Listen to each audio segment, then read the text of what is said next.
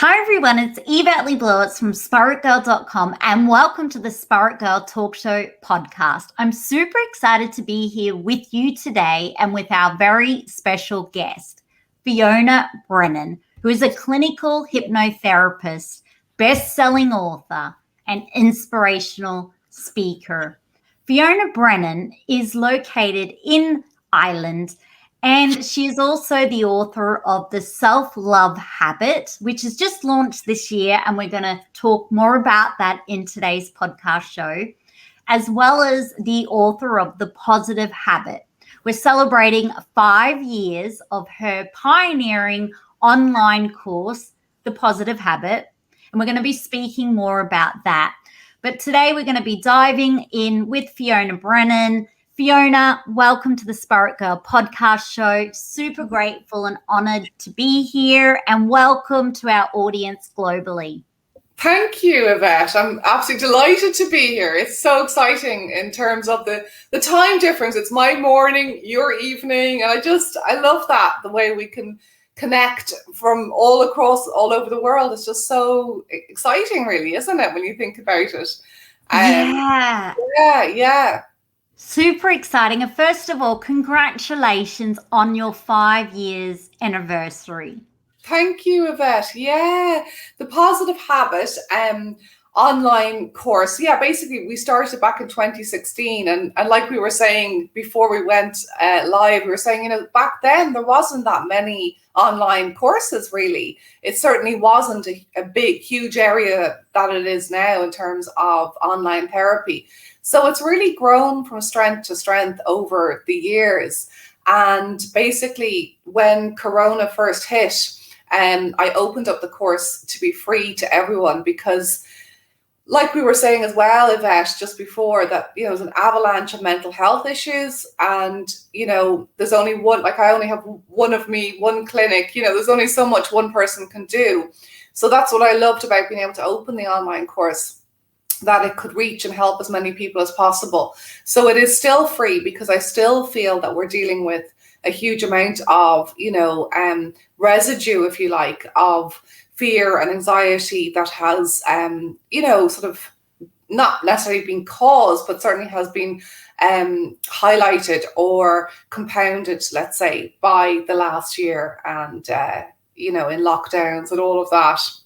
So it is something that is a resource for people, and it's helped so many people because we opened it out in that way and made it accessible and free.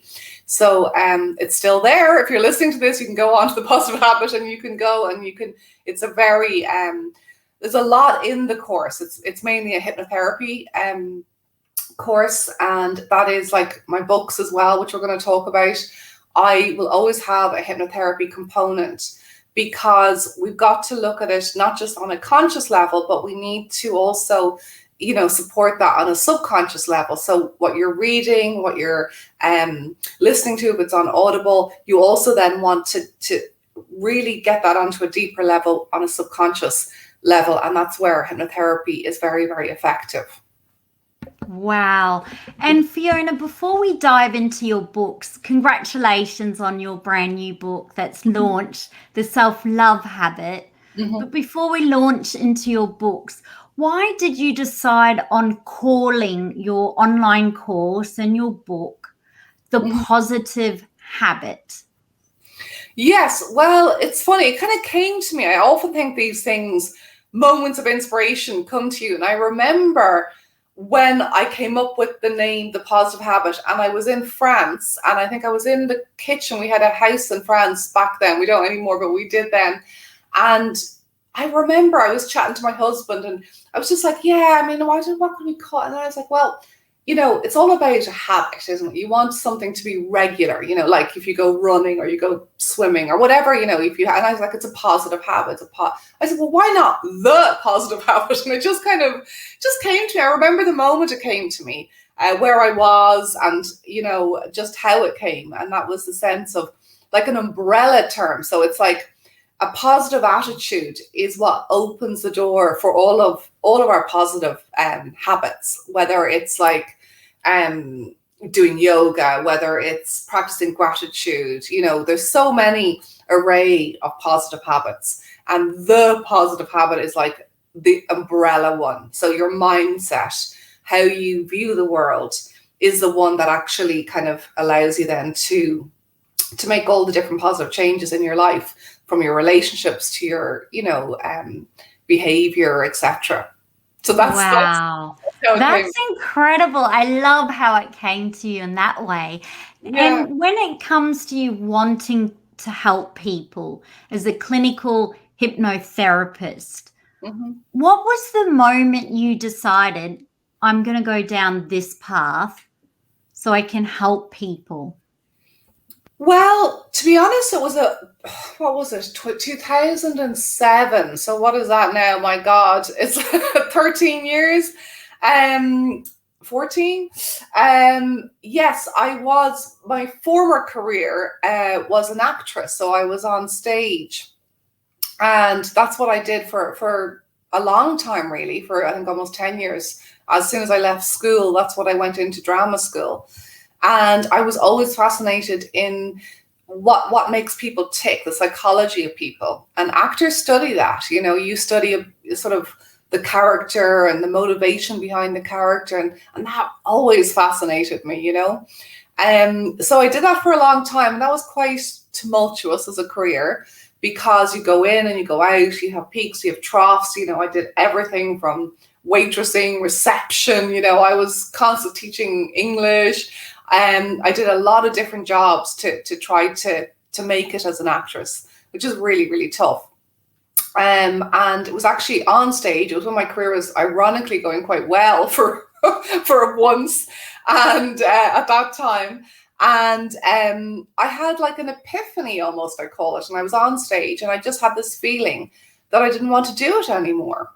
Like, I just don't want to do this anymore. And it was like kind of falling out of love with something that you were so passionate about, because I really was very dedicated, despite all the hurdles. And I was playing a character who was suffering. I always seem to play really, deep, kind of traumatized characters. And I just wanted to help her. I couldn't bear, like, the play, it wasn't Hollywood, it ended in kind of tragedy. And I couldn't bear to feel or hear or, to be around that suffering and not sort of do something to help, and to just sort of have to let it be without any kind of sense of saving the character. So it was then that I just knew I didn't want to do that anymore. And shortly after that, I the inspiration came to study something that would actually really help people. And years ago, when I was a little girl, my father, he got ill when he was quite young. He was only 39, and he had like a triple bypass, and he smoked, and he struggled with giving up cigarettes quite a lot. And the one thing that really helped him, and I remember being a little girl and listening through his study was quite close to my bedroom, and I'd hear these tapes, and they were hypnotherapy tapes back, like cassettes. Wow. Yeah, and they were the thing that kind of saved him, in terms of he did give up. He's still alive. He's doing 12 years of age, or 76 now, I think. But so that event, I think, was quite pivotal. And again, the way the subconscious works is that I wouldn't have necessarily known that, but I was very drawn to hypnotherapy. And it was only quite a while afterwards I made that connection. I was like, oh yeah, Dad used to listen to these tapes, and then, so quite interesting. And when it comes to hypnotherapy, if someone's tuning in now wondering, what is that? Because they once maybe went to an event where they saw someone hypnotized, and then the magician says, "Oh, do this and do that," and they don't know what they're doing. But obviously, we're not talking about that kind of hypnotherapy. But what is hypnotherapy? Yeah, brilliant question about, because you're right. A lot of people do make misconceptions. They've seen someone turn someone into a chicken or all this kind of crazy stuff. And basically that is, I suppose, stage hypnosis. And to be honest, I'm not a huge advocate of it because I think it takes away, unfortunately, from what is a very powerful therapeutic tool. It kind of creates that misconception, if you like. So basically, I think Australia are pretty good at this. Like, I think the Australians are very aware generally of the power of hypnotherapy. It's quite there's a lot of support for it and advocacy, I think, to my knowledge. But basically, what we're talking about is it's not a million miles from meditation, visualization. And what it is basically just quietening the conscious mind. So we get a really nice, relaxed state where your conscious mind isn't questioning what if this or what if that. It just has much more ability to see things clearly. So there isn't that noise, if you like, of the to-do list, what's coming next, etc. It's just peace and quiet. And in that place, like quite often, just like before we go to sleep or when we wake up in the morning, there's that like little bit of time where we're transitioning through. And that's what hypnotherapy kind of enters into that space. And that is, again, there's a lot of research now coming out, which is really remarkable in terms of how that period is very good for neuroplastic change, so that we can literally start to rewire the brain. And there's a great podcast, I don't know if you've come across it, Dr. Andrew Huberman, the Huberman Lab. And he he's the neuroscientist. Yes, he's very good. Yes, he's incredible. Yeah. And he's quite a really good advocate for hypnosis and uses it himself because, again, he can see the power of that period of time, and he refers to NSD, or non-sleep deep rest. So like just taking a nap, if you like, 20 minutes, and you can kind of go in and you can go out. So it's quite often people will say to me, they've listened to maybe the same hypnotherapy track, I don't know, 20, 30 times. And each time they listen to it, they say, I never heard that before. Like, are you sure that was on the track? I'm like, yeah, I'm not magic. I don't get in there and change it on you. So basically what's happening is that it is very powerful time for change. So that's what I think is really, very empowering and very incredible to see the shifts in people over the years using hypnotherapy. It is just a tool, though, in terms of you've got to be able to really be very skilled as a therapist also. It's not just the hypnosis, it's a tool that you use, if you like.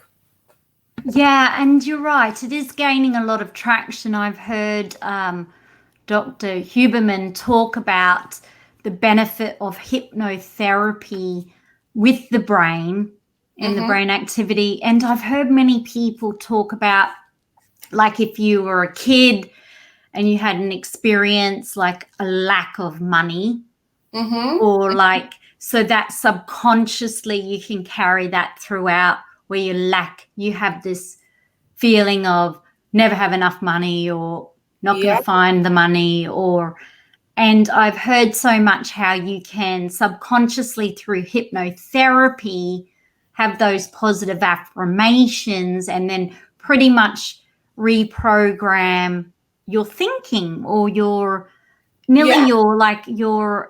subconscious, isn't it?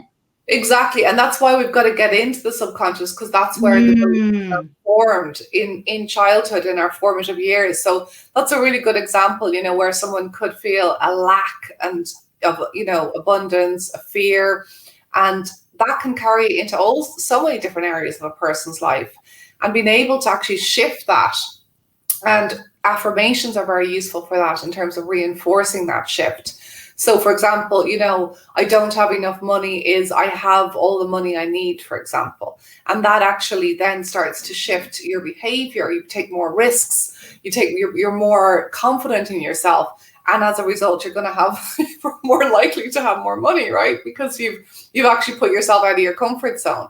So it's turning the internal dialogue to one that is much more positive, kind, courageous, and confident. Wow. And now with your brand new book, The Self-Love Habit, which is now launched, it's available at Booktopia and on all bookstores. It's Audible, which is incredible because it means you can go for a walk and listen to it or be driving in your car. But tell me, what inspired you to write The Self-Love Habit? Well, I tell you, it kind of comes from my first book, because it's almost like the first book is a foundation. The first book is called The Positive Habit. And one of the chapters in The Positive Habit is called The Love Habit. And as I was writing that chapter, I knew that there was a lot more on this subject to come. So originally this book, The Self-Love Habit, was going to be called The Love Habit. However, like so much of what I would do with my clients and in my own, sort of care for my mental health, it has to start with the self. It has to keep coming back to how we view ourselves and how kind we are to ourselves. And then that has the beautiful domino effect of bringing that to the world and being kinder. So the editors of The Love Habit, if you like, said, well, I think it should be called the Self-Love Habit, because there's so much in here that keeps referring back to the self. And I was like, you're right, that does make sense. Which was lovely in terms of being able to really have it particularly honed into what is the most important relationship in our life, which is the one that we have with ourselves. And, in Ireland, I don't know, about Australia, or, if you're listening to this in Singapore, wherever you might be in the world, but certainly in Ireland, there has been a lot of, again, misconceptions that to love oneself is a selfish thing. And, ultimately, the message that I work hard to deliver is that it is the most selfless thing that you can do, because when you are at peace with yourself, when you are, feeling in harmony with yourself, when you're not arguing with yourself, when there isn't this internal conflict, which is, again, something I see so much of in my work with people who are at war with themselves. And that's just heartbreaking, If that's the case, then that is going to have a knock-on effect. You're going to have a negative impact on everybody around you, whether it's your children, whether it's, the person who cuts across you in traffic, whatever it might be, that energy then is also transferred. So much of it is about taking responsibility for that relationship we have and learning. And again, it's a skill, Yvette, like learning how can we be kind to ourselves in the moments that we need it most. Wow. How can we be kind to ourselves in the moment we need it most? Are you seeing an increase where, I guess, women in particular, as we're aging, women can become very critical of like their skin, noticing more wrinkles or things going south, dropping, and feeling like we're not enough, and like we need to fix it. And what are we going to do to fix it? If someone is standing in front of the mirror and just doesn't, like, they feel they need to fix everything. We're living in these times where whatever you don't like, you just go out to a shop and fix it. But what if there's someone who goes, I just can't go out to the shop and fix my face because it just costs too much money? And do they really need to fix their face? This is a war that a lot of women, and I'm sure men as we age, are experiencing. But I know even younger people are feeling very pressured to start cosmetic surgery or fillers or work. Like they've got to get bigger lips or bigger cheeks or face up or chiseled. Like there's a culture of bigger, more, fix it. Yeah, absolutely. But your book is coming back to self, which means we can love ourselves already as we are. That's it. Yeah, it's imperative that we do. And it's, interesting because in the book, one of the exercises that I share is called the 2-minute soul work, where you look in the mirror at yourself. And like you say, we're conditioned to look in the mirror for flaws, right? We look in and we go, oh my God, like my wrinkles, what's happened? And we do that unconsciously, looking for what's wrong with ourselves. But what I ask the reader to do is the opposite. It's like to actually look beyond the physical. So you look into your own eyes and you just stay. And the thoughts will emerge like, oh God, why didn't I, put on different eyeshadow, or why, whatever thoughts come in. You allow them to pass and you just stay. And what you're doing there is you're building up this trust and relationship with yourself, that it doesn't matter what you look like. But there is love there underneath all of that. And absolutely, I think, it is certainly something that as we age, youth is the, sort of idolized sense of trying to return to that. Or even though for young people, I think that they also will look in the mirror and criticize themselves, maybe not for wrinkles, but it could be that their nose is too big, or, so there is that really unfortunate habit that we need to break. Because Yvette, when you meet someone who may not be the most typically sort of supermodel looking type of person, but that just by being with them, there's this amazing light and energy, and they are absolutely beautiful. And it's in the eyes, their sparkle in their eyes, their smile, and you have that. I have just made you have an amazing energy about you. You really do. And you're beautiful to boot, but it's the same that it comes from, it's a bit of a cliche, but it's true, isn't it? Beauty does come from within. And it's the sort of belief in oneself and the ease and peace and freedom that a person can have inside that is actually magnetic. That's, people want to be around that.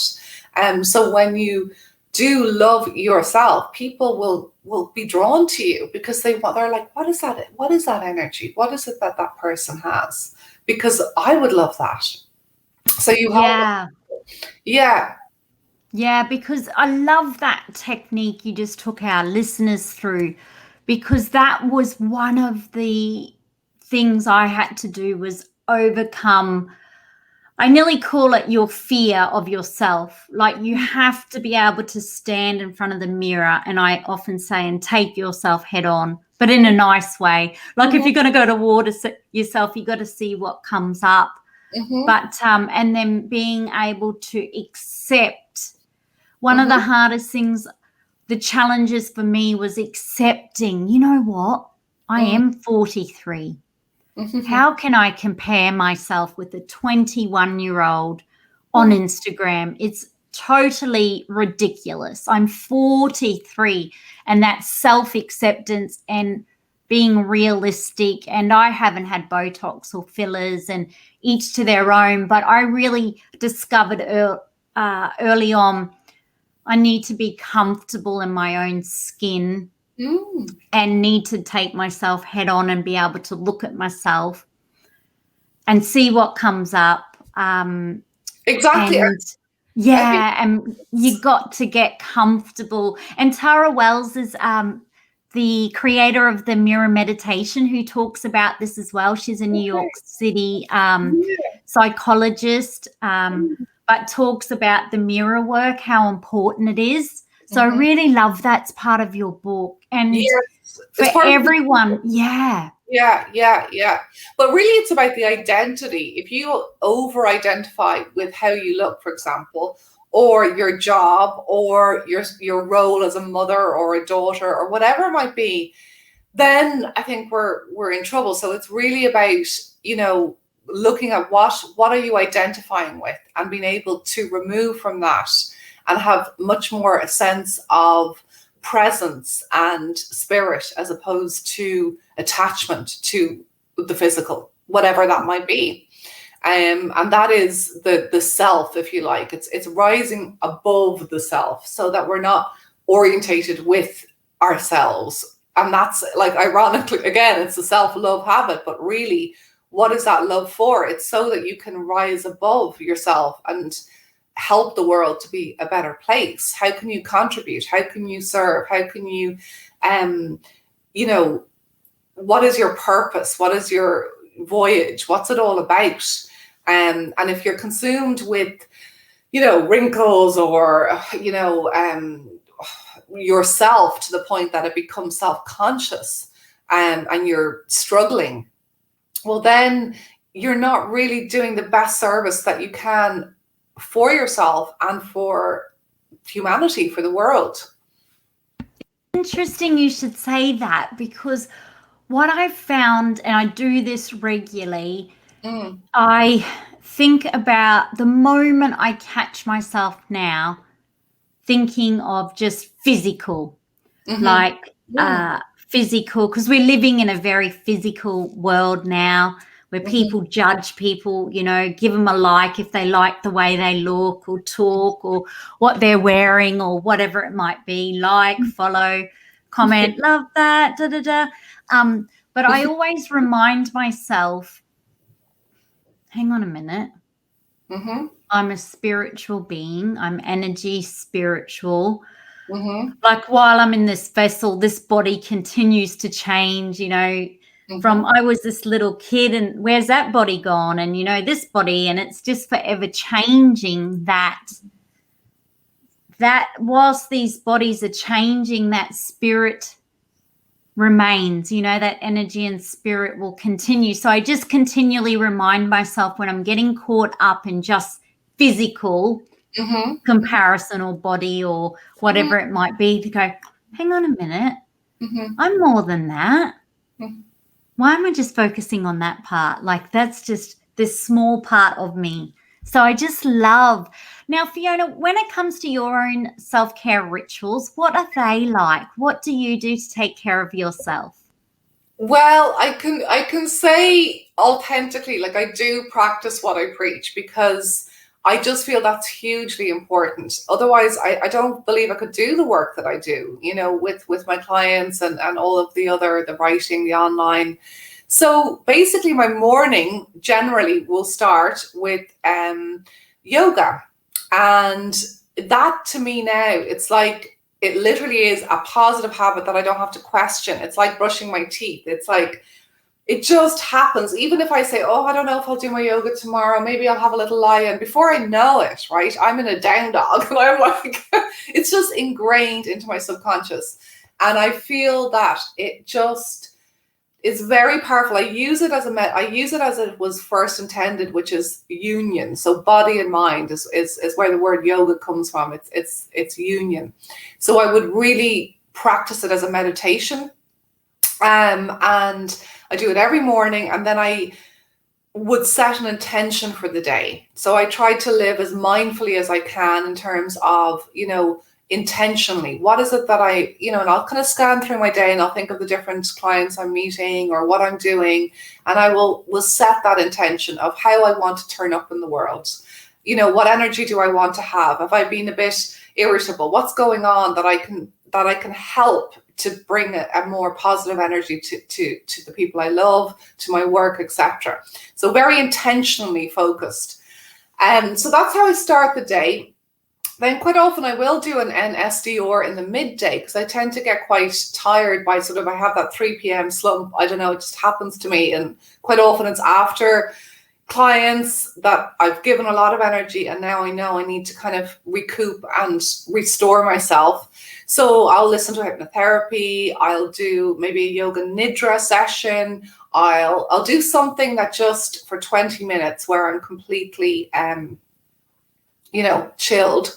And that just, it's like, it gives me a second wind of it. It's like I now have 2 days, right? Because I come back and I'm like, okay, I'm ready for more. And, to be there for my family, to do more work, whatever it might be. So I have that kind of energy restored. And then I would basically generally towards the end of the day before bed, I'll do a meditation. And then I will also do some journaling. So again, the intentional life, like I'll kind of I'll evaluate the day and think about what were the positives in the day?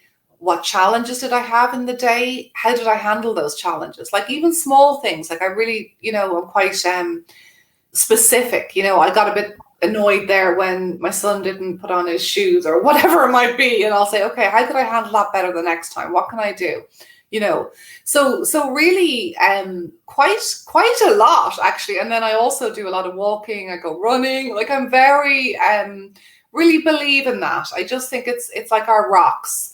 And without that, I honestly don't believe I could do the work that I do. So the self-care is what actually allows me to practice that. So I'm quite, and then to be flexible as well. I think you can't be rigid in it. I think that, again, it's not about being attached. So if, for example, one day, I don't get my yoga and I don't, write in my journal, well, then that's okay. It's not the end of the world. I have the faith and the trust that the practice will return. Because again, I see that in my, with clients is that they go, oh, I did it. And then it was Saturday and we went out and I didn't do it and it's all over. It's like, no, it's not. It's okay. You just pick yourself up and and once that habit is ingrained and the reward is there, you can trust yourself. You're gonna fall back into it. So yeah. I love your self-care rituals. They're incredible. And your face is lighting up when you talk about this. So now I get to give you all the compliments because everyone can go to the Spirit Girl YouTube, but you look so happy when you're just talking about everything you do. And obviously yoga makes you feel good. So have you found that because yoga makes you feel good, you want to do more? Because it's much easier, isn't it, when you find something that makes you feel good to continue that ritual, isn't it? And that habit. Exactly, Yvette. Yeah, it is. It totally, it's like, again, the subconscious sees the reward and will look for it. And that's, again, that works on the flip side, which is really unfortunate. So people, let's say, who are comfort eating or, gambling or whatever is an addictive behavior might be, again, the subconscious is just trained to seek that out. It's not any different. It just believes that this is going to help them. Whereas yoga genuinely does help us in terms of, our bodies, our minds, etc.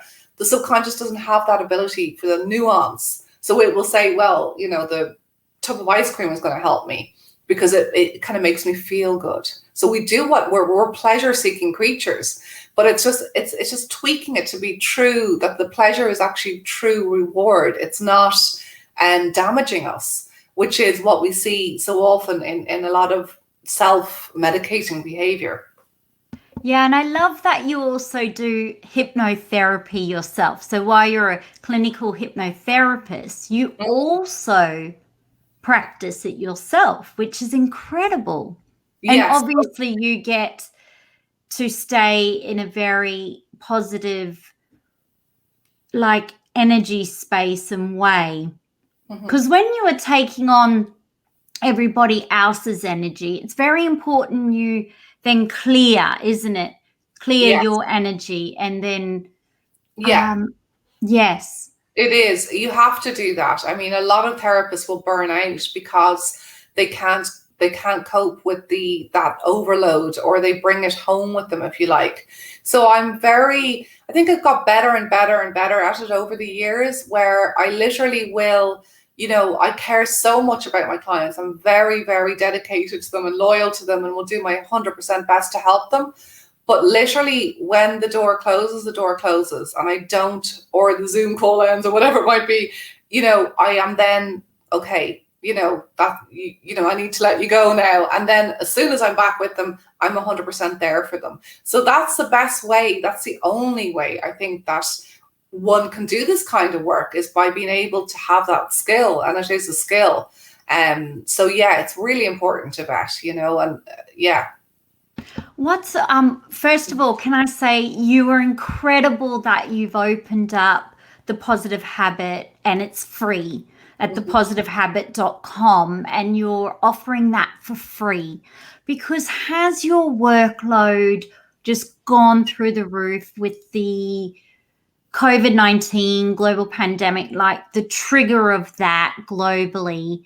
I know every therapist I speak to, psychiatrist, psychologist, is saying that their phone is either ringing off the hook or emails, or they've just got so many people wanting to book in. Mm-hmm. What are you finding now? We're going into the second year of COVID. You're in Ireland, so you're experiencing winter and lockdown. Mm-hmm. Do you feel that when it comes to, say, the self-love habit, Mm-hmm. that just being kind to ourselves based on, like, if we can't do it all, that's okay? So at the moment, we've got some countries that are open, traveling around, and it's business as usual. Mm-hmm. Then we've got other pockets of the world that are completely in lockdown. It's just really such a diverse variety of situations at the moment. Mm-hmm. Well, we're slowly coming out of it, so we are opening up again now. We had a very long lockdown during winter, but it's May, so it's getting brighter. Like it is, we're kind of moving into that more open time, which is really good. But yeah, definitely, let's say January through to April of this year, severe, heavy lockdown, huge amount of demand for services, really a sense of people struggling in so many ways. Yeah. So I think that now thankfully there is, like, and again, it's all about energy, you can feel it, like even on the streets when you go out, there's a sort of collective energy, and that has been very heavy, or it was very heavy, but now it is lighter, and people are brighter, and there is a sense of hope and a sense of freedom and a sense of things being a little bit more, connected. And like we were saying about as well, like you highlighted yourself, one of the biggest challenges has been our isolation, that we're people who need people need people. And I think that has been, the Irish people in particular, we're just very social. We love friends, we love the pub, we love being together, and so that has been a huge challenge, I think, for people. And it's, we're in a period of recovery, and I think that's something that we need to be very careful of, because modern day life moves way too quickly. Never mind COVID, even say, for example, a death, that there isn't enough time there for people to actually grieve. And now, again, we have to stop, we have to pause and gently move out of this and process it as we move. Otherwise, people will just fall back into the same kind of, maybe, the rat race kind of mentality. So I do think it's this period of time to recover, rather than rush. Yeah, I love that. A period of time to recover rather than rush. Because what I have seen is some countries that have kind of gotten back into it, people are like, oh, I used to do this before COVID and it was XYZ, or I used to post, once a day, 7 days a week. I've just got to do that. And it's kind of like, I still feel we have to be realistic and go, we're still in the pandemic. It's globally, everyone's different.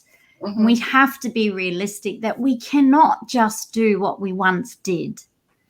And once we accept that, it's okay. Yeah, exactly, because it was extreme before. It was an extreme situation of busyness, and an extreme situation of isolation, and any extreme is never a good thing. So it's just finding that balance, really, and bringing it forward. What worked in your life before COVID, what worked during lockdown, and how can you amalgamate that now to create the life that is the best for you and for everyone around you.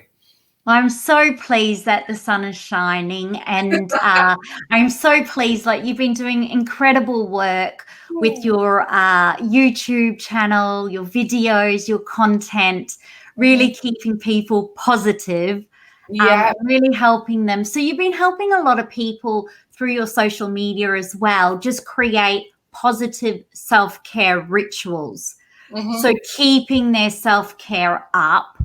Yeah, I do live. Sorry to interrupt, Yvette. I do a weekly Instagram live session on a Wednesday. Now, I don't know in terms of around the world what that might be, but it's Wednesday evenings at 20 hours 15. So 2015. So 8:15 in the evening in Ireland, UK time.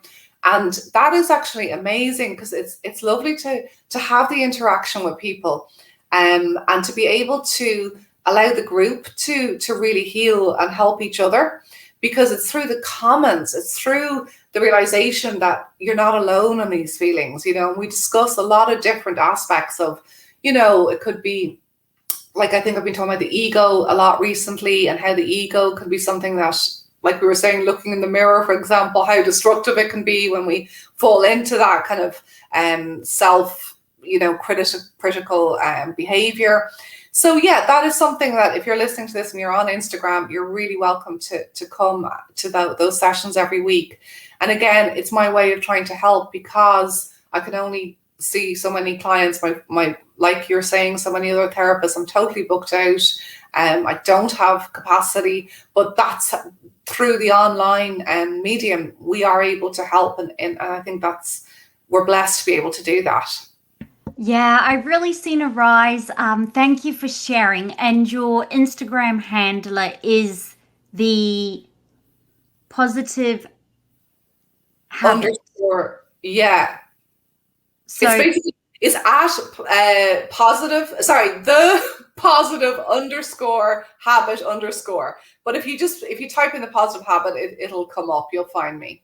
Beautiful. I'll make sure I put it in the notes, because just to be part of that is incredible, but especially because you can help people with their questions. And it's really kind of you, Fiona, for giving your time to your community, but also anyone else that wants to join your community and be part of it, or anyone who pops on, because you are so right. I've seen a rise in all of the light workers, including yourself, and therapists right around the world, healers, psychiatrists, psychologists, self-help authors, you name it, like so many medical professionals, just so many people, and even everyday people too, who are talking about things they're doing to feel good from within.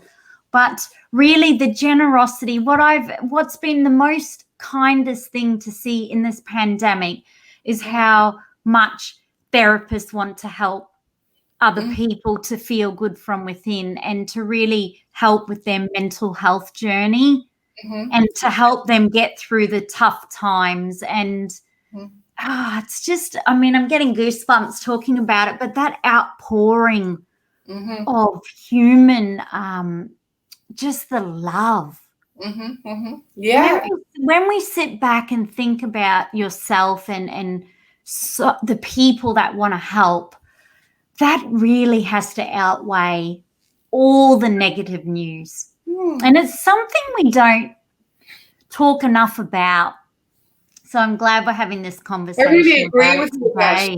Yeah, it isn't enough. There isn't enough attention drawn to all the people that are helping in different ways, whether it's mental health, or whether it's, neighbors going to visit other old people, or whatever it might be. There isn't, we need that to be highlighted, because we need to counterbalance the huge amount of negative news out there. Yeah. So that's not the full story. Look what's actually really going on as well.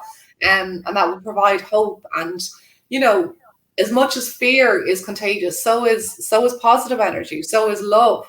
And that's what we need to really, I think, share as much as we can. Yeah, it's incredible, because when I think about my podcast show, the Spirit Girl Talk Show, mental health podcast that we're on today, this came from the moment I was in lockdown, and I thought, how can I serve and help others to feel good? Because if I'm feeling anxious, if I'm feeling overwhelmed, if I'm going, I can't leave the house, I can't travel, we can't do this, there's a virus out there, it was so much going on. I felt like if I feel so overwhelmed, how would everybody else be feeling? I need to start interviewing people and finding out How are they coping? What are they doing that makes them feel better? How are they even working from home? And what are their self-care rituals? And what do they do if they feel anxious? So when I look at this now, the global pandemic, and I think about yourself with the positive habit, the course that you've openly, everybody can do it for free. You've written this incredible new book, The SelfLove Habit. You've still got the Positive Habit book. You're doing the Wednesday evening sessions live on your Instagram page. Plus, you're doing lots of content. It's incredible, even everything you're giving. So it was so lovely to hear about how you fill your own cup up. And what's your hope now for your book readers? My hope is that I suppose I get a lot of lovely feedback from readers who have felt that it's made a big difference for them. But I do believe that, there isn't just one book that's going to change your life. I think that it is the beginning and the middle and the end of the journey, if you like, that you're constantly caring for yourself. So that's what I really believe, that we need to look at mental health in that way, that it is an ongoing process, and that the relationship you have, again, with yourself is one that you're constantly fine-tuning, caring for, and knowing that it can get better and better and better. Like any relationship, when you put in the time, the effort, the care, it just flourishes, so that mental health has an upward spiral as much as it has a negative spiral. So in terms of positive psychology, you're looking at, how can I continue to thrive? How can I continue to move up, if you like, this upward spiral? So that is my hope, that it's part of that, and that a lot of people will say, for example, they read the book, maybe the first book, and they go back to it and they do exercises again, so that it becomes like a reference book, rather than just a one-off read. And then, the kind of misconception again, that if I just read that once and don't do any of the exercise, I'm going to be a changed person. No, you're not. But you don't want to be a changed person. You just want to bring out what's already within you. And that's at the heart of the work I do, is that all of the goodness is within us already. And all we need to do is have the courage to let it come out. I love that. So all that we need is already within us. All we need to do is let it come out. So that means if someone's tuning in right now and they're feeling like, deflated, emotionally drained, they feel like a wreck, because they haven't been to the hairdressers or had their eyebrows done. And they're just thinking, the good news is emotions come and go. Periods and world events come and go.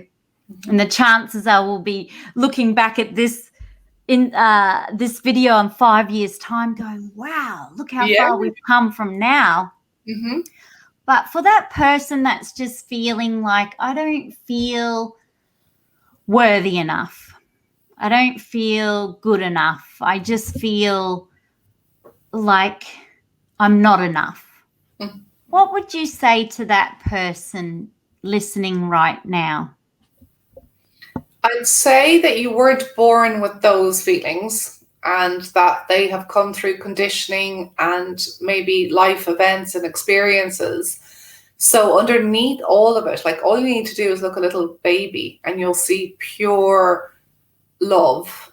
You'll see a baby will not suffer with self-esteem issues. If a baby's hungry, they'll cry. If they want to laugh, they'll laugh. Whatever it is, they have that innate sense of worthiness within them. So that's still there. We just need to find a way back. You need to find a way home, if you like, to that feeling. And that's why we learn a lot from children. Just look at a toddler and how I love to see toddlers who just like, no, I don't want that, right? And they're not people pleasing, and they're not trying to worry about what other people think. Their own voice is there and they're not ashamed of it. And that's something I think that, obviously as adults, we're not going around having tantrums, but we are able to assert ourselves in a way that is non-confrontational, or able to feel our emotion without fear of those emotions. So if we want to cry, we can cry. And if we want to laugh, we can laugh. And we're not afraid of or attached to either. Wow, I love that, because you're so right. When you're a little baby, you're just about, can you remember, I can remember this as a child, getting a hairbrush, singing. I thought I was the best singer in the world. I wanted to, I just was like, nothing else mattered. You had so much confidence, and it was electric. And I often think, if we go back, isn't it, to that inner child and tap into that, that's exactly our true essence. You're so right. And when it comes to self-love, if someone's wanting to feel more about empowering themselves, is this where the positive affirmations can really help to really sort of, I guess, beef that self-love up? Absolutely, yeah, because it's like when you say I am something, right? You're referring to yourself, but also the collective self and the energy of the world. So if I am, bad, for example, just very simply, like if I feel I am a bad person, well, then I'm also in a way, I'm reflecting out to everyone and everything else beyond myself, and therefore the world is bad. And this can't be true, right? Because we know there's so much good in it. So by affirming I am, you're taking back power that is already yours in terms of the infinite supply of the universe, that I am goodness, I am life, I am energy.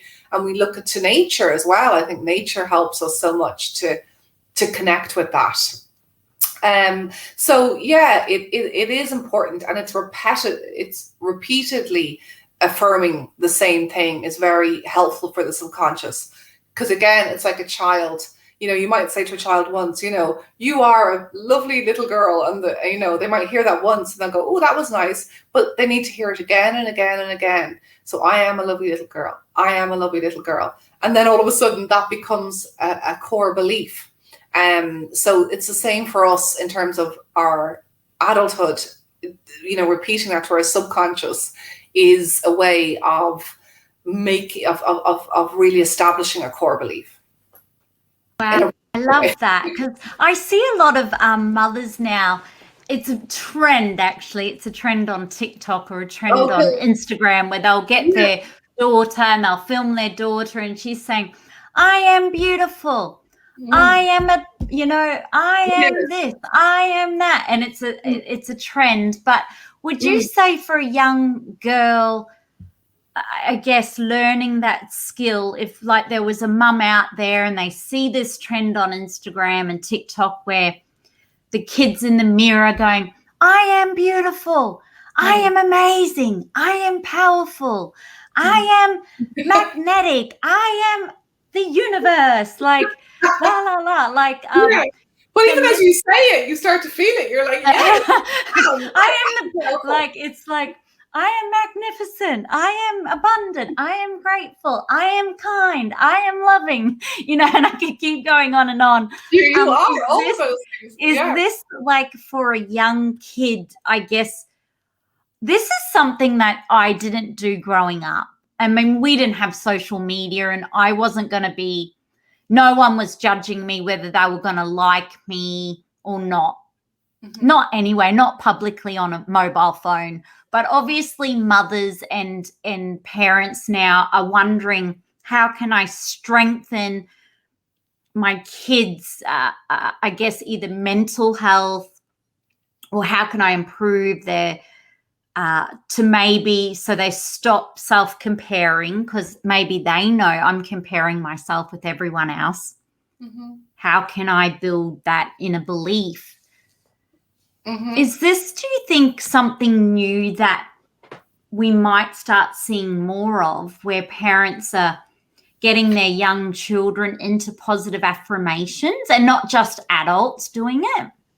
Yeah, I think it's great for children, but I think that it doesn't need to be done on social media necessarily, because that again might be a mixed message. Because if they're saying, I am fantastic, I am part, and then they say, well, how many likes did I get? And the mom says, oh, well, maybe that many people didn't see it, sweetheart, or, well, that's kind of like then disempowering, isn't it? So I would suggest that it's a very positive thing to do, but it doesn't necessarily need to go on social media. Why does it need to go there? It's the belief that matters is the person within, rather than having to get it reaffirmed externally. So it's all about internal reference points as opposed to external. And the truth is that little girl, the most important opinion at that point in her life will be her parents. So if she sees that her parents believe that about her, then she's going to believe it too. Never mind anybody else. Let everybody else take care of themselves. Yeah. I love that. It's more important for it to be internal than external. And you're right. Like, I don't post, like if I'm writing out my positive affirmations or say I'm journaling my thoughts and feelings, I don't then get my camera and necessarily show everyone what I'm journaling or, recording my positive affirmations. It's a very inward practice, a very personal, spiritual self, as you call it, self practice. Yeah, exactly. So I love that message. It's like we don't have to share every self-care ritual externally with people. It can be a very inward practice. Certainly for children. Yeah, I mean, absolutely. I suppose if you're sharing something with the idea of other people helping, then that's fine, but not the internal process. Definitely not, and not for kids. Yeah, I would say. And when someone talks about self-love, often people say, okay, self-love is loving yourself as you are, accepting yourself. Yes. And then practicing self-care and self-awareness. What's your take on, because there's like the self-love club, there's the self-love this, and we hear love yourself. And it means so many different things to so many different people. But when you sit down and you've written the SelfLove Habit and you think about self-love, how do you interpret that? I think it's like I said earlier about, like, it's kind of like rising above yourself, so that it isn't, necessarily the trip to the nail bar or any of the, that I love to go to the nail bar. Don't get me wrong. I love my nails, but it's not, that to me is not self-love. It's just a little bit of fun. I think it's much more of a deeper spiritual sense of what we want to be free. Acceptance, you mentioned self-acceptance, hugely important, because we can't really move on or make any shifts until we have accepted what is, whether that's in ourselves or someone else. Also compassion would be a big, so self-compassion, in terms of how we relate to ourselves when we're feeling anxious, when we're feeling stressed. Is there a sense of being able to hold that and to carry that and not be consumed by it? So where is the space for that to happen? Not to judge ourselves if we feel anxious or stressed or upset, or, to allow that to pass in its own time. So yeah, I think that is how I see it. I love that, how you just spoke about self-compassion. That was so, in your words, really, I'm sure most of our listeners tuning in would like, that was such a gift to hear from you, Fiona Brennan, because you talked about just not to judge yourself. Like if you're feeling a bit anxious, or it's okay. Yeah, it's okay. Just be compassionate. That's how you're feeling. Absolutely. And is it about developing I nearly want to give myself a hug. All of our listeners, give yourself a hug. You deserve a hug. Is it about like nearly becoming your own best friend again and really friending yourself and really really being kind to yourself? And like you said, the compassion, just compassionate. Yeah. And that's the friend is an interesting one because we tend to treat our friends very well, even quite often more better than our really close loved ones. Because there is a sense of respect and boundaries there that we may not have with, really close family members. Although I would suggest that we do have them, but they're not always there. So yeah, being a non-judgmental, loyal friend to oneself is very powerful. I love that. Well, Fiona, I could talk to you forever about the positive habit. I'm such a fan of your work. I love what you do. I love that you've launched the SelfLove Habit because you've got little exercises in there and you've shared one that all of our Spirit Girl podcast listeners can join in and try, which is standing in front of the mirror.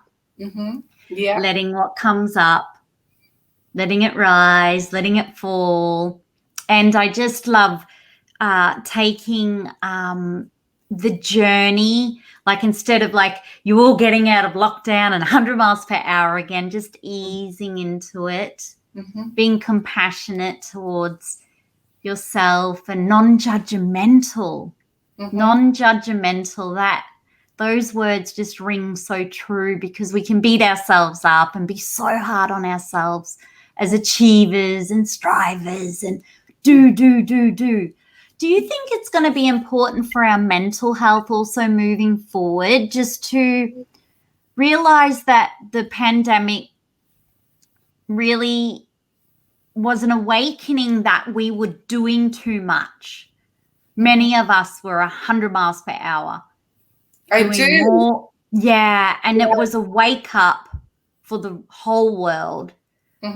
If we learn from that lesson, which has now been a gift from the universe, that we need to slow down, and slowing down will be good for our mental health and our well-being, I think then that is a lesson well learnt. But if we learn nothing from it and we just speed up again, and go 100 miles per hour again, then we haven't learnt from the lesson, which has been a gift now. That they say there's always a silver lining. Yeah. And I feel like it was such a gift to say, hey, world, you need to all slow down. Absolutely. However this happened, not by choice, but would you say that, Fiona? So moving forward this year, we'll continue focus on our self-care rituals, focus on improving our self-love, compassion, kindness, relationship with ourselves first, and just continuing to focus on our mental health and well-being. Absolutely. Yeah, but you're so right there. I think that there is a sense of people, hopefully taking this opportunity to reassess and not to rush back in, and I think we see that in climate change, don't we? Like in terms of the world has already been shouting at us that we're moving too fast through destroying the planet, really, unfortunately. So that message was there already. But I think now COVID has delivered that message again, even more, maybe directly, and it's had more of a, immediate impact on people. And people tend to listen more when that has an immediate impact, So hopefully, I think there is a change, there is an awareness that's growing, and we just need to keep, doing the work that we do to help, let that energy spread, if you like. Yeah, and I love your mission, the positive habit, because even when I think of that, I think positive thinking, positive content. Okay, if something's negative and bringing my energy down and making me feel sick, or it's conflict, or it's just stressing me out, okay, switch off. If I'm consuming content and it's lifting my energy up, it's feel good. It's positive. That's a positive habit, continue to do that. So I love your message, the positive habit. And that's why, because it's a reminder that even in the pandemic, if you can choose positivity and a positive mindset, positive growth mindset, positivity, you can at least be doing the best thing for your energy and your life and your health and your mental well-being. That's why the positive habit is such an incredible gift. Even though you did it, many, many years ago, this online course, but it's really like a divine timing that we all get to do it with you now online. So Fiona Brennan from thepositivehabit.com, thank you for joining us today here in the Spirit Girl podcast show. My absolute pleasure. Yeah, it has. You're amazing for the energy, and thank you for having me, Yvette. Thanks. I'm delighted to be here. Very excited. So thank you so much. Well, we'll have to get you back on the show again, because I could have talked to you for hours about the self-love habit, the positive habit, but I'm just so grateful I get to share you now with the Spirit Girl podcast audience right around the world. They can go to thepositivehabit.com to stay in touch with you, to do your course, to grab your books, and to really, for anyone who's out there feeling really deflated, flat, don't worry, you'll be all right. Just have that positive habit, and one little habit a day, even one little self-care ritual, even I am love, I am beautiful, I am enough. Even that 5 minutes meditation, or the yoga you do in the morning, or the yoga nidra, or the hypnotherapy session, all these little things can just change the way you feel. So hugely, they really can. Yeah. So hope is very important to exactly. No matter how you're feeling, you can always shift it, and that's, let it shift, and it'll go in its own time, and then help it along its way with all of these different practices. Really. Yeah, I love it. And Fiona, I often remind people, remember cassettes. And they go, what do you mean cassettes? And I say, cassettes, everything's like cassettes. 1 minute cassettes were in. So anyone who doesn't know what a cassette, you had to put it in a machine and turn it on, and that's where the music came from. But cassettes no longer exist, and they're no longer on trend, and it's no longer happening. So everything passes. Yes. Yeah. Cassettes also. I think my mom still has them in her car, which made me laugh. It's like, oh my God. And we call them cassettes, but also tapes.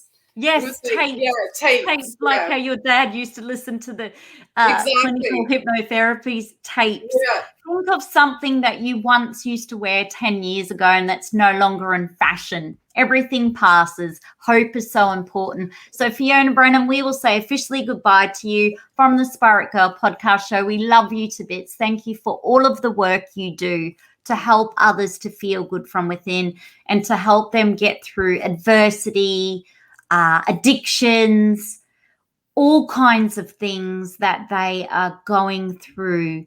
You're a light worker. You give so much. You're on a mission to help as many people, thousands, millions of people. And thank you for all of the work you do.